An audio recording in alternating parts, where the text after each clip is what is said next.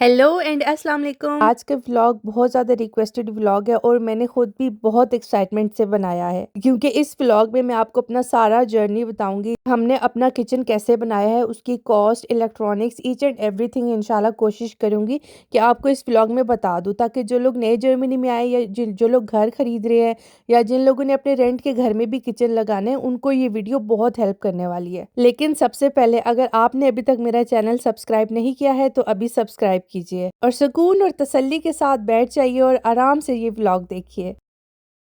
यूं तो जर्मनी में बहुत सारे किचन ब्रांड्स हैं, कुछ पॉपुलर नेम्स हैं, लेकिन हमारे बादन württemberg में हेम क्यूशन स्टूडियो एक प्रोमिनेंट नेम है। और इसके अलावा कुछ गो टू किचन ब्रांड्स हैं जो कि ज्यादातर लोग प्रेफर करते हैं, उसमें लुट्स और इकिया पॉपुलर है। 2023 में हम लोगों ने अपना किचन का प्रोसेस स्टार्ट किया था और सोचना शुरू किया था कि हमें किस किस्म का किचन चाहिए, तो उसके अकॉर्डिंग हम लोग सबसे पहले गए थे हेम क्यूशन। और जब हम लोगों ने विजिट किया था तो जो डिस्प्ले पे किचन लगे हुए थे, एक से एक किचन बढ़ के था, जबरदस्त था। मतलब मुझे मेरा हर किचन पे ही दिल आ रहा था। लेकिन उससे बड़ी चीज़ होती है क्वालिटी, तो क्वालिटी बहुत अच्छी लग रही थी। हमें उस टाइम किचन का इतना आइडिया नहीं था। किचन मार्केट रिसर्च में हमारा सबसे पहला विजिट था ही हेम क्यूशन का, तो उन्होंने हमें पूरी अंगे बोर्ड भी बना के दी थी। और हेम क्यूशन पे सबसे अच्छी बात ये थी कि वो लोग 0% फाइनेंसिंग का ऑप्शन भी दे रहे थे, यानी इंटरेस्ट के बगैर आप किचन जो है वो इंस्टॉलमेंट्स में अपना कर सकते थे। उसमें कोई इंटरेस्ट नहीं होता है, लेकिन उसका एक स्पेसिफिक टाइम पीरियड होता था कि इतने अरसे में आपने वो किचन का सारा पे कर देना है। और उन्होंने हमें सब गाइड किया था, सब हेल्प किया था, क्योंकि उस टाइम हमारे पास कोई 3D प्लान भी नहीं था। बस दो चीज़ें हमें कंफर्म थी कि एक तो हमें किचन सेपरेट चाहिए, एक सेपरेट रूम की तरह चाहिए, आइलैंड किचन का ऑप्शन। हमारे पास हर तरह के ऑप्शन थे क्योंकि हम लोगों ने किचन नए सिरे से बनाना था, तो हम कुछ भी कर सकते थे।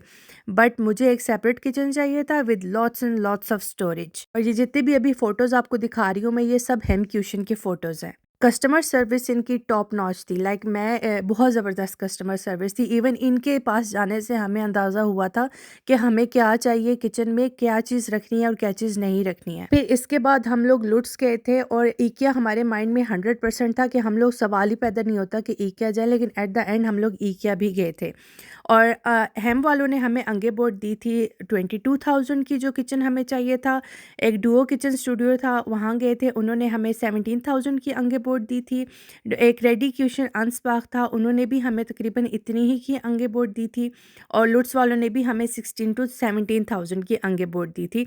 और इस सब में इलेक्ट्रॉनिक्स इस तरह से इंक्लूडेड था कि उन्होंने कहा था कि हम आपको जो अच्छी ब्रांड है उसका जो है पॉपुलर वाला मॉडल दे देंगे। उसके बाद हम लोगों ने 90% डिसाइड कर लिया था कि किचन हम लोग लुट्स से ही बाय करेंगे, क्योंकि हमें हेम क्यूशन की और लुट्स की किचन में कोई इतना खास डिफरेंस नहीं लगा है। क्वालिटी दोनों की बहुत ज़बरदस्त थी, क्योंकि इतनी मार्केट रिसर्च करने के बाद हम लोग और भी बहुत सी जगह गए थे, मैंने सबका नाम नहीं लिया है। अंदाज़ा हो गया था हमें कि कौन सी अच्छी क्वालिटी है और कौन सी अच्छी क्वालिटी नहीं है। जब लुट्स के साथ हमारा सब कुछ फाइनलाइज हो गया था, एक दफ़ा हम लोग विजिट किए थे और बाकी की सारी कन्वर्सेशन थ्रू ईमेल्स हुई थी। फिर हम लोगों ने इकिया जाने का भी फैसला किया और जब हम इकिया गए, वहाँ पे हमें पता चला कि इकिया के 3 टाइप्स के किचन होते हैं। एक इकिया एनहेट है, एक इकिया सेक्शन है और एक इकिया मेथड है।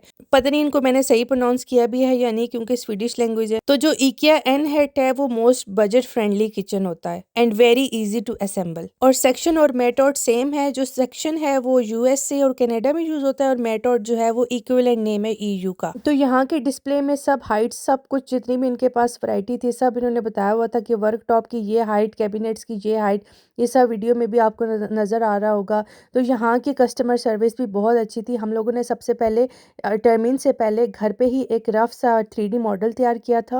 और फिर जब हम लोगों की टर्मिन यानी अपॉइंटमेंट थी, फ्यूर्थ ब्रांच में थी, जो इकिया की फ्यूर्थ ब्रांच, तो उस बंदी ने हमें फाइन एडजस्टमेंट कर दी थी। हम लोग एक ही दफ़ा विजिट किए थे और फिर उसके बाद हमारी सारी कन्वर्सेशन आपस में ईमेल्स के थ्रू हुई थी। अब लुट्स और इकिया के मेथड में हमें भी कोई इतना फ़र्क महसूस नहीं हुआ है। चलो मैं तो मैं हूँ, लेकिन उज़ैर की इस पे मैं ट्रस्ट कर सकती हूँ कि वो, उनको ये चीज़ समझ है। और इकिया में जो आप इवन टॉप नॉच यानी सबसे हाई क्वालिटी भी चीज़ ले रहे हो ना, तो उसमें भी थोड़ा प्राइस का डिफरेंस आ जाता है। तो हमें इकिया के और किचन में और लुट्स के किचन में 3 to 4,000 का डिफरेंस हो रहा था। तो हमारे लिए ये बहुत वारे में था, क्योंकि मैं तो घर से यही सोच के गई थी कि हम फॉर्मेलिटी पूरी करने जा रहे हैं, लेकिन जब मैं वहाँ गई तो मेरा माइंड बदल गया था। तो ऐसा भी होता है। तो IKEA को चूज़ करने की एक रीज़न ये थी कि प्राइस का बेनिफिट हो रहा था। दूसरी रीज़न ये थी कि अगर हमारी IKEA का कोई भी एक कैबिनेट का एक पार्ट यानी साइड वाला पार्ट या कोई भी पार्ट ख़राब हो जाता था, तो वो हम सेपरेट बाय कर सकते थे। पूरी कैबिनेट हमें बाय करने की ज़रूरत नहीं थी। और क्योंकि इनके अपने हार्डवेयर्स होते हैं, ये खुद मतलब थर्ड पार्टी से नहीं करते हैं, इनका सबका खुद का है। जबकि लुट्स वगैरह पे वो खुद थर्ड पार्टी सेलर होते हैं। तो ये 2 चीज़ों को लेके हमारा IKEA पे माइंड बन गया था। लेकिन हम लोगों ने इलेक्ट्रॉनिक्स IKEA से नहीं खरीदे। सिर्फ मेन स्ट्रक्चर यानी कैबिनेट्स हम लोगों ने बाय की थी और हम लोगों ने वर्क टॉप भी IKEA से नहीं बाय किया। तो वर्क टॉप जो बैक स्लैश होती है वो 2 चीज़ें और तीसरी इलेक्ट्रॉनिक्स, ये 3 चीज़ें हम लोगों ने IKEA से बाय नहीं की। बाकी का स्ट्रक्चर हम लोगों ने IKEA से बाय किया था। और यहाँ पे मैं आप लोगों को एक बात और भी बता दूँ कि जर्मनी में अगर आप रेंट पे भी घर ले रहे हो तो 70 टू 80% चांस यही होता है कि उसमें किचन नहीं होगा। किचन आपने ने बेशक रेंटल ही की ना हो, अपना खुद लगाना होता है। और अगर आपने घर बाय करना है तो भी ज़्यादा चांस यही होता है। लेकिन अक्सर ऐसा होता है कि किचन ऑलरेडी लगा हुआ होता है। या तो अगर तो बहुत पुराना घर आप ले रहे हो तो वो आपको ज़ाहिर सी बात है तोड़ ताड़ के या उसको सेल करके या एंजॉर्गिंग करके नया ही करना पड़ता है। तो अगर तो आप रेंटल यानी 5 ईयर्स आपने रहना है उस घर में, कुछ अर्सा यूज़ करना है, तो गो फॉर IKEA एनहेड, ओके। और अगर आपने लॉन्ग रेंटल रहना है कि जिसमें आपको बहुत ज़्यादा टाइम वहाँ पे स्पेंड करना है या आपका खुद का घर है, तो गो फॉर IKEA मेथड। ये वीडियो उस वक़्त किया जब हम लोग ये घर विज़िट करने आए थे बाय करने से पहले। तो ये हमारा बिग बेडरूम था, मास्टर बेडरूम। तो मुझे किचन एक प्रॉपर चाहिए था और इस पूरे पोर्शन में बाथरूम भी नहीं था। तो कुछ एडजस्टमेंट करने के लिए हम लोगों ने ये बेडरूम कॉम्प्रोमाइज़ किया था। इसका हाफ़ हम लोगों ने किचन कर लिया था और हाफ़ जो है वो हम लोगों ने किंडर सिमर कर लिया था, यानी बच्चों का रूम।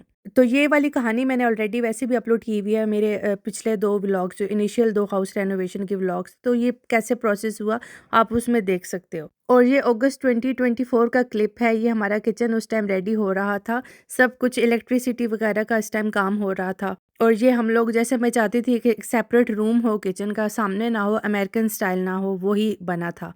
और इस किचन की लेंथ 388 सेंटीमीटर थी और विड्थ जो है वो 295 सेंटीमीटर थी। तो इनिशियली हमारे प्लान में यही था, जैसे आपको यहाँ भी नज़र आ रहा है, कि जो फ्रिज है वो हम सेपरेटली उसके मतलब उसकी कैबिनेट नहीं होगी, फ्रिज एक सेपरेट रखेंगे बिल्कुल दरवाजे के साथ। लेकिन हेम क्यूशन वालों ने कहा था कि अगर आप लोग दरवाज़ा बिल्कुल साथ रखेंगे फ्रिज का तो पूरा पीछे बैक पे नहीं जाएगा, दीवार एक हर्डल बनेगी। तो फ्रिज जो है आप थोड़ा इधर को मूव करें। IKEA की सारी किचन की असेंबलिंग हम लोगों ने खुद की थी, यानी उज़ैर ने की थी। मैंने सिर्फ उनको मोरल सपोर्ट किया था। लेकिन मैं आपको बता दूं कि IKEA की जो असेंबलिंग कॉस्ट है ना, वो पर रनिंग मीटर 249 यूरोज है। जिसका मतलब ये है कि अगर नीचे की कैबिनेट है तो उसका 249 अलग, और जो ऊपर का 1 मीटर कैबिनेट है, जो वॉल शेल्फ्स होते हैं या वॉल कैबिनेट्स होते हैं, उनका 1 मीटर अलग काउंट करें तो ये 1 मीटर तकरीबन 500 यूरोज तक बनता है। तो हमारे किचन की कॉस्ट 3000 या 3000 से ऊपर बन रही थी। और अभी तो हम लोगों ने बहुत सारे बुक्स फेंक दिए हैं, जो IKEA असेंबलिंग बुक होती है, जिसमें सारी वो डायरेक्शंस होती हैं कि आपने कैसे असेंबलिंग करनी है।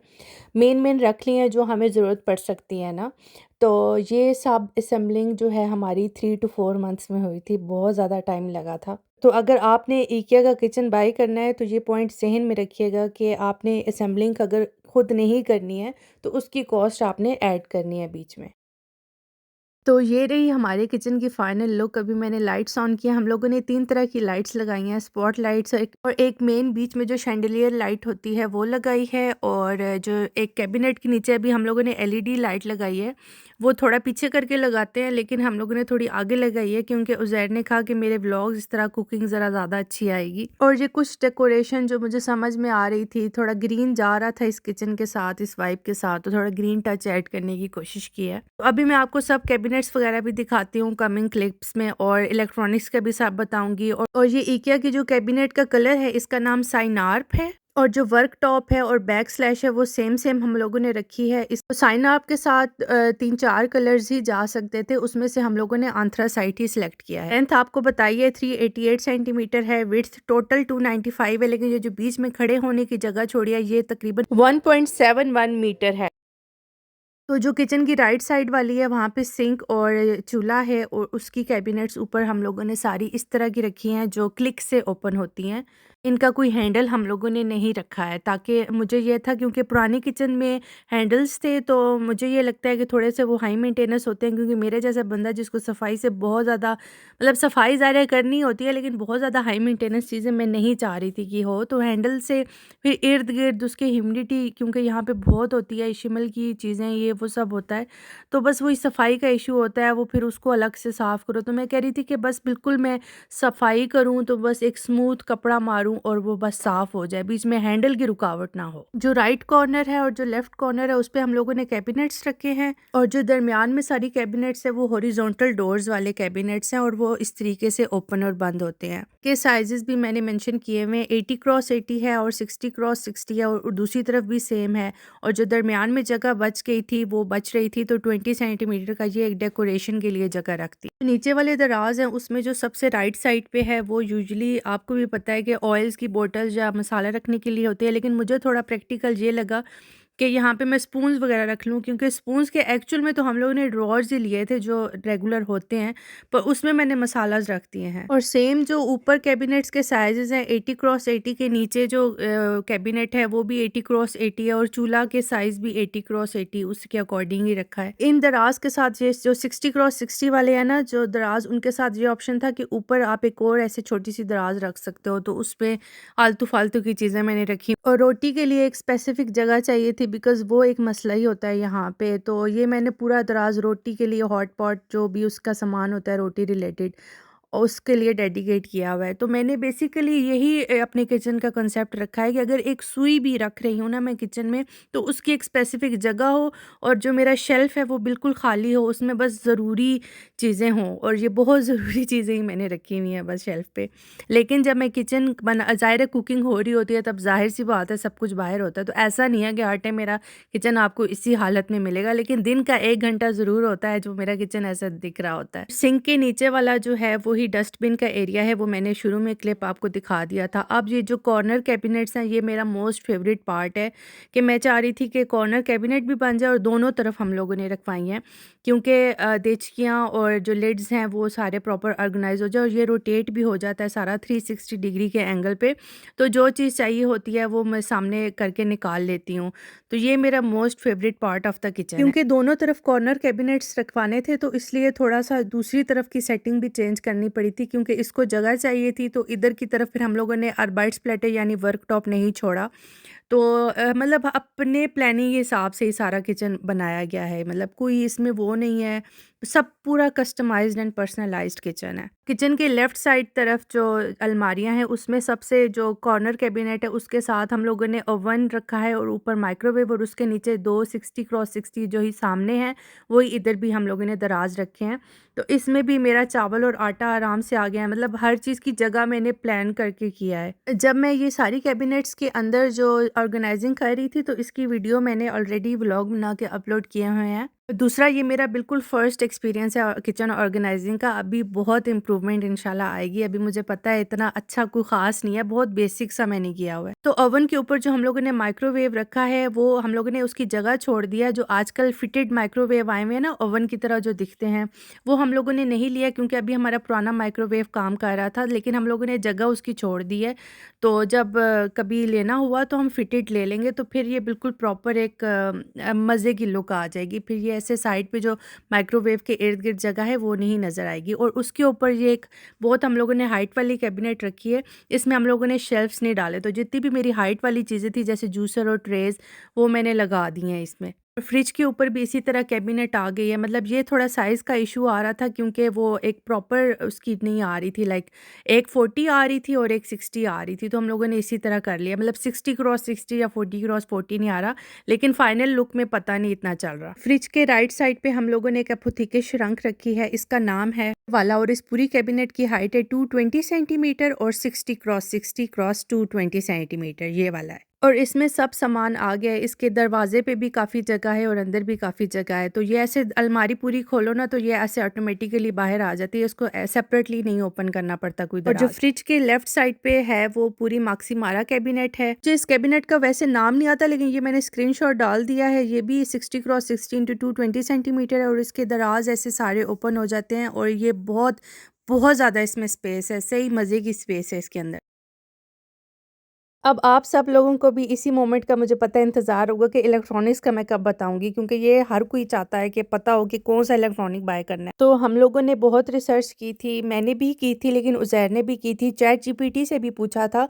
लेकिन जो हमारी रिसर्च थी और जो चैट जीपीटी की बात थी वो थोड़ी-सी डिफरेंट थी। तो एंड ऑफ द डे जो ओवन और डिश वॉशर है वो आईक्यू 500 सीरीज़ है सीमेंस की, और जो चूल्हा है वो आईक्यू 700 है। इस चूल्हे के काफ़ी ज़्यादा फंक्शंस हैं, मैंने आपको यहाँ पे नाम लिख दिया है, आप चाहो तो अपनी रिसर्च खुद कर लो। मेन बात ये है कि आप साइडों पे बेशक मैं देखो हाथ लगा रही हूँ, गर्म नहीं होता है, तो वही हिस्सा गर्म होता है जिसके ऊपर देज का पड़ा होता है, बाकी टाइमर भी लग जाता है इसका। तो ये वाला चूल्हा मैं आपको रिकमेंड कर सकती हूँ, मैंने मॉडल नंबर ऑलरेडी लिख दिया है, आप बेशक जाके इसकी प्राइस भी देख लो, idealo.com से आप देख लो, प्राइस कंपेरिजन कर लो कहाँ से सस्ता मिल रहा है। ओवन का भी मुझे तो नहीं पता था कि अच्छे ओवन से कितना डिफरेंस पड़ता है बेकिंग पे, क्योंकि मैं पुराने अपार्टमेंट में जो ओवन था उसमें भी बेकिंग करती थी, लेकिन कभी मज़ा नहीं आया। तो पिज़्ज़ा और केक्स बहुत अच्छे इसमें बेक होते हैं, और इसमें भी टाइमर और सेल्फ क्लीनिंग का ऑप्शन है। और एक इसमें अच्छी बात यह है कि बाहर से बिल्कुल भी नहीं पता चलता कि अंदर हीट है, बिल्कुल कोल्ड होता है ये ओवन बाहर से। मुझे वलिया का भी कोई डर नहीं होता है, बेशक जाती है जाए, लेकिन जब इसको ओपन करो तो सही हीट बाहर निकलती है। और डिश वॉशर भी ये वाला है, ये सब हम लोगों ने अमेज़न से ऑनलाइन बाय किए थे। हम लोग बिल्कुल भी मीडिया मार्क्ट नहीं गए, ना किसी और जगह गए, हम लोगों ने कोई रिसर्च कहीं भी नहीं की। हमारी 1 to 100% सारी रिसर्च ऑनलाइन थी, और सब कुछ हम लोगों ने ऑनलाइन ऑर्डर किया है। फ्रिज भी हम लोगों ने ऑनलाइन ऑर्डर किया है, लेकिन ऑनलाइन ऑर्डर जब आप कोई चीज़ करते हो और वो घर में डिलीवर हो रही है, वो घर में डिलीवर करने आते हैं, वो आपको बाकायदा अपडेट देते हैं, क्योंकि इनकी स्पेशल डिलीवरीज होती हैं। तो सीन ये होता है कि जब वो आपको किचन में रख के जाते हैं ना, तो आपने उनके सामने ये खुलवाना होता है, आपने तब तक साइन नहीं करने हैं जब तक आप अपनी 100% तसल्ली ना कर लें कि ये उसमें कोई डैमेज तो नहीं है, कोई टूटा हुआ तो नहीं है, कोई डेंट तो नहीं है। तो जब आपकी 100% तसल्ली हो जाए तो आपने साइन करने हैं। अगर ज़रा सा भी कोई प्रॉब्लम है, आपने उसी उसी टाइम आपने वापस करवाना है, क्योंकि बाद में अगर आप खुद रिटर्न करने बैठोगे तो वो ज़्यादा बड़ी मुसीबत है। फ्रिज हम लोगों ने सैमसंग की बाई की है, इसका मॉडल नंबर मैंने आपको मेंशन कर दिया है। ये फ्रिज साइड बाय साइड हमें बहुत ज़्यादा स्पेस चाहिए थी, ताकि डीप फ्रीज़र अलग से ना खरीदना पड़े। और ये एक साइड पूरा फ्रिज है और एक साइड पूरा फ्रीज़र। इसकी एनर्जी एफिशिएंसी नॉर्मल है। अपने ज़हन में सबसे ज़रूरी बात वो रखनी है, वो इसमें वही बात मैं आपको बताऊँगी जो मिस्टेक्स हम लोगों ने की हैं। हम लोगों ने अपना डिसाइड किया हुआ था कि जो फ्लोरिंग है वो थ्रू आउट एक ही डालेंगे। लेकिन ये पैथेटिक डिसीजन था इस लिहाज से कि हम लोगों ने ये सोचा ही नहीं कि जो फ्लोर हम लोग किचन में लगा रहे हैं वो हमारी किचन की थीम के साथ जाएगा नहीं। तो ये हम लोगों ने, जब सारा किचन बन गया था तो हम लोगों ने फ्लोरिंग दोबारा चेंज की थी। तो आप लोग अगर किसी भी मार्केट जा रहे हो, हेम क्यूशन, लुड्स, इकिया कहीं भी जा रहे हो, आप लोगों ने जो किचन डिज़ाइन पसंद किया है, नोट करके आना कि वहाँ उसकी लाइटिंग कैसी है और उसका फ्लोरिंग कैसा है, क्योंकि वो बाकायदा मॉडलिंग इसी लिहाज से हुई हुई होती है, वो चीज़ खूबसूरत इसीलिए लग रही होती है क्योंकि फ्लोरिंग हर चीज़ मैटर करती है। तो आपने पूरा इंटीरियर नोट करके आना है, ओके। दूसरी चीज़ आप लोगों ने माइंड में ये रखनी है, और जो हमारी भी मिस्टेक थी, सिंक, किचन का सिंक जो है ना, वो जो पुराने ट्रेडिशनल सिंक होते हैं ना, जो नीचे से राउंड होते हैं थोड़े से, वो बहुत अच्छे रहते हैं, क्योंकि उसका ये फ़ायदा होता है कि जब आप साफ़ कर रहे होते हो ना सिंक, या कोई भी चीज़ ड्रेन कर रहे होते हो, तो उसमें ईजिली ड्रेन हो जाता है। अब ये जो बिल्कुल स्क्वायर स्ट्रेट फ्लैट सिंक्स हैं जो आजकल मार्केट में आए हुए हैं, इनमें ये होता है कि जब आप कोई चीज़ ड्रेन कर रहे हो तो प्रॉपर ड्रेनेज नहीं होती है, और इतना ज़्यादा पानी वेस्ट होता है। ये देखो, अब ये मैंने 10 दफ़ा पानी इधर किया है, बहुत एग्जैजरेट कर दिया है, 2-3 दफ़ा आई मीन पानी किया है, लेकिन फिर भी देखो साफ़ नहीं हो रहा है। जब तक आप इसको पुराने अच्छे से, वो जो प्रॉपर ट्रेडिशनल पुराने सिंक के होते हैं ना, स्टील के सिंक, और जो नीचे से थोड़े राउंड होते हैं, वो बेस्ट रहते हैं, वो ही आप लोग लीजिएगा। कोई नए के चक्कर में जो है ना, ये मेरे वाला ना कीजिएगा। ज़ाहिर है हमें भी नहीं पता था, यूज़ किया है तो पता चल रहा है, बट ये एक थोड़ी हाई, मैं जितना लो मेंटेनेंस चाह रही थी, ये मेरे लिए हाई मेंटेनेंस चीज़ हो गई है। और तीसरी मेन और सबसे अहम बात, हम लोग जब भी जहाँ भी गए हैं ना, हम लोग किचन स्टूडियोज़ के लिए, सबने हमसे ये कहा था कि जो एग्जॉस्ट वाला एरिया है, जो चूल्हे के ऊपर एग्जॉस्ट लगता है, आजकल ये आया है, ये लीजिए। और हमें भी बहुत अट्रैक्टिव लगा कि वाह वाह, बल्ले बल्ले, इसमें तो कैबिनेट भी बन जाएगी और हमारा थोड़ा सा किचन का सामान भी आ जाएगा। लेकिन इसका सबसे बड़ा ड्रॉबैक ये है कि हम लोग, सबसे पहले तो बात, देसी कुजीन है, ठीक है, पाकिस्तानी, हम लोग माशाल्लाह से दिन में 6 दफ़ा चूल्हा ऑन करते हैं। जर्मन्स का बहुत अपोजिट हिसाब है, ठीक है, तो जर्मन्स के लिए ठीक है। अब ये बिल्कुल जो भाप ऊपर जाती है, जो पूरी स्टीम जाती है ऊपर, ये पूरी कैबिनेट पे डायरेक्ट जाती है, इसको बार बार साफ़ करना पड़ता है। और हमारी ये जो लकड़ी थोड़ी सी है ना, मुझे शक है फूल रही है थोड़ी सी, और मैं अब ये करती हूँ कि जब भी मैं कुकिंग कर रही होती हूँ ना, मैं ये ऊपर खोल देती हूँ। मुझे किचन की भी अलमारी खोलनी पड़ती है और मुझे लिविंग रूम की भी खोलनी पड़ती है, क्योंकि अभी हमारा दरवाज़ा नहीं लगा हुआ है, तो वो ये अब बहुत हाई मेंटेनेंस चीज़ होगी। इसलिए जो प्रॉपर, जो रेंज हुड वाले होते हैं ना, जिसकी कोई कैबिनेट नहीं होती एग्जॉस्ट की, आप लोग वही लीजिएगा, ताकि स्टीम अगर जाए भी तो कम से कम अलमारी ख़राब ना हो। पूरे किचन की कॉस्ट हम लोगों को कुछ इस तरह से पड़ी है कि जैसे आपको बताया है कि कैबिनेट्स और जो मेन स्ट्रक्चर है किचन का वो IKEA से है और उसकी कॉस्ट ऑलमोस्ट ये मैंने सामने मेंशन कर दी है। और जो आर्बाइट्स प्लेटें है यानी वर्क टॉप है और जो बैक स्लैश है वो हम लोगों ने OB से बाय किया है। और ये बाकी इलेक्ट्रॉनिक्स की कॉस्ट सारा ब्रेकडाउन मैंने यहाँ पे मेंशन कर दिया है। इसमें छोटी-छोटी चीज़ें इंक्लूड नहीं है जैसे कि किचन का सिंक का फॉसेट और LED लाइट, स्पॉट लाइट्स जो मेन लाइट है ये सब कुछ इंक्लूड नहीं है। जो मेन स्पॉट लाइट्स हैं वो हम लोगों ने अमेज़न से बाय की हैं और जो मेन लाइट है वो हम लोगों ने lampe.de से बाय किया है। और ये जो मेन LED लाइट है कैबिनेट के नीचे लगी हुई है ये अमेज़न से है। तो अगर किसी को कोई स्पेसिफिकली लिंक चाहिए तो वो आप मुझे इंस्टाग्राम पे डायरेक्टली DM भी कर सकते हो क्योंकि इंस्टाग्राम के मैं मोस्टली रिप्लाई कर देती होती हूँ। अभी हमारे किचन के छोटे-छोटे काम रहते हैं। मेन काम ये रहता है कि हम लोगों ने इलेक्ट्रॉनिक्स के लिए कैबिनेट बाय करनी है। यूजुअली रोलर कैबिनेट्स होती हैं लेकिन वो हमारा हमारा क्योंकि पर्सनलाइज्ड सारा किचन है तो वो साइज़ छोटा पड़ रहा था। अभी हमारे पास सारा सामान पड़ा हुआ है लेकिन अभी हम लोगों ने कैबिनेट बनाए नहीं है। वो थोड़ा कस्टमाइज़ थोड़ा जुगाड़ टाइप आप बोल लो उस तरह की है। और जो किचन के कॉर्नर्स हैं वो अभी सील करने हैं, वो भी पड़ा हुआ है। अभी वॉल पेंट होता है ये थोड़ा सा नीट करना है और बार स्टूल रखने हैं। ये सब अभी हमारे छोटे-छोटे काम रहते हैं लेकिन अभी ये बेसिक हो गया, इस पे गुज़ारा हो रहा है माशाल्लाह से। और from living like this kitchen to माशाल्लाह से दिस किचन बहुत ज़्यादा अल्लाह ताला का शुक्र अदा करती हूँ। और ये हमारे पिछले 4.5 सालों की मेहनत है मेरी और उज़ैर की, तो इसलिए माशाल्लाह कहना मत भूलिएगा, हमें अपनी दुआओं में याद रखिएगा। और अगर आपने अभी तक मेरे चैनल को सब्सक्राइब नहीं किया तो प्लीज़ ज़रूर सब्सक्राइब कीजिए। इंशाल्लाह मिलते हैं अगले व्लॉग में। अपना बहुत सारा ख्याल रखिएगा, दुआओं में याद रखिएगा। ओके बाय, चाओ। धागा है, ठीक है। और अभी हम लोगों ने स्पॉट लाइट का तार निकालनी है तो ये धागा उस स्पॉट लाइट के सुराख के अंदर डाला है, ठीक है। और मैग्नेट से छत के ऊपर मैग्नेट रखा है और उस मैग्नेट से घसीट रहे हैं और फिर तार निकल आएगी, राइट। हाँ, उधर से निकालूंगी, उधर से फिर तार निकल आएगी।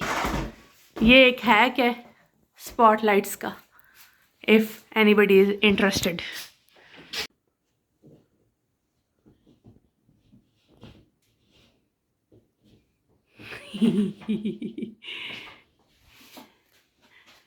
ये नाइस।